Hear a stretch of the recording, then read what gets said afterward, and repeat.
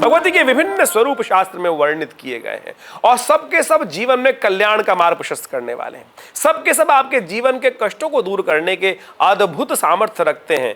हम केवल उनकी आराधना करें, अपनी मनोकामना उनके समक्ष रखें। देखिए कष्ट चक्र गदेषु चाप परिघाम छोलम भुषुंडिम शिरा शंखम संदधिम करैस्त्रिनयनाम शर्वांग भूषावृताम नीलास्मद्युतिमास पाद दशकाम सेवे महाकालिकाम यामस्तौ स्वपिते हरौ कमलजो हन्तुम मधुम कैटभम।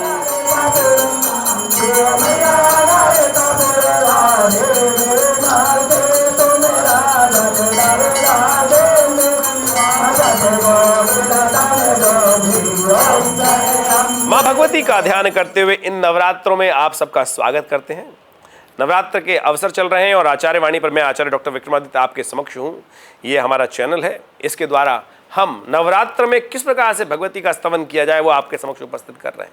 भगवती के विभिन्न स्वरूप शास्त्र में वर्णित किए गए हैं और सबके सब जीवन में कल्याण का मार्ग प्रशस्त करने वाले हैं। सबके सब आपके जीवन के कष्टों को दूर करने के अद्भुत सामर्थ्य रखते हैं। हम केवल उनकी आराधना करें, अपनी मनोकामना उनके समक्ष रखें। देखिए कष्ट दूर होंगे। इस संसार के कष्टों को दूर करने के लिए भी जो शास्त्र में नियम बनाए गए हैं वो गलत नहीं है, उनको हमें समझना चाहिए। इस संसार में कष्ट भोगने के लिए नहीं आए हम, इस संसार में कल्याण का मार्ग प्रशस्त करने के लिए आए हैं। जीवन के कष्टों को दूर करने के लिए भगवती के विभिन्न स्वरूपों का जो वर्णन शास्त्र में किया गया है उनको हमें समझना चाहिए।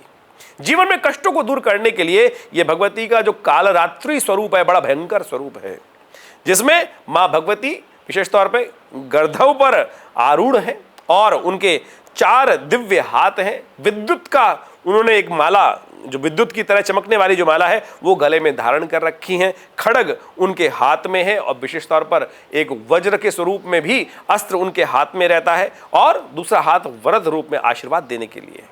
और इस प्रकार से आशीष प्रदान करने वाला एक हाथ भी वहां है कि जो समस्त प्रकार की मनोकामना आश्वस्त करने वाला वो वरद हस्त है कि आप जो भी मांगेंगे वो अवश्य आपका कल्याण का मार्ग प्रशस्त करेंगी मां भगवती। जीवन में शत्रु बहुत परेशान करते हैं, हम सब शत्रुओं के संहार में लग जाते हैं। दुर्गा सप्तशती में एक मंत्र आया है कि उस मंत्र का जप करके आप अपनी शत्रुता को समाप्त कर सकते हैं। यह व्यक्ति के मन की मंशा है, उसको समाप्त करने की आवश्यकता है कि शत्रुता मन में समाप्त हो जाए।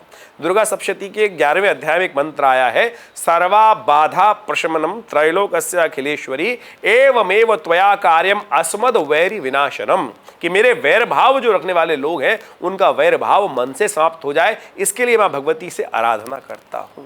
तो समस्त प्रकार के जब तक वैरी रहेंगे, जब तक आपका अहित करने वाले लोग इन संसार में विद्यमान रहेंगे, तब तक आप साधना भी नहीं कर सकते। सोचिए, भारतीय संस्कृति में इस बात को, सनातन पद्धति में समझाया गया इस बात को कि अपने शत्रुओं को समाप्त करना, शत्रुता का समाप्त करना भी परम आवश्यक है, क्योंकि अगर नहीं होगी तो क्या होगा, मन शांत होगा ही नहीं।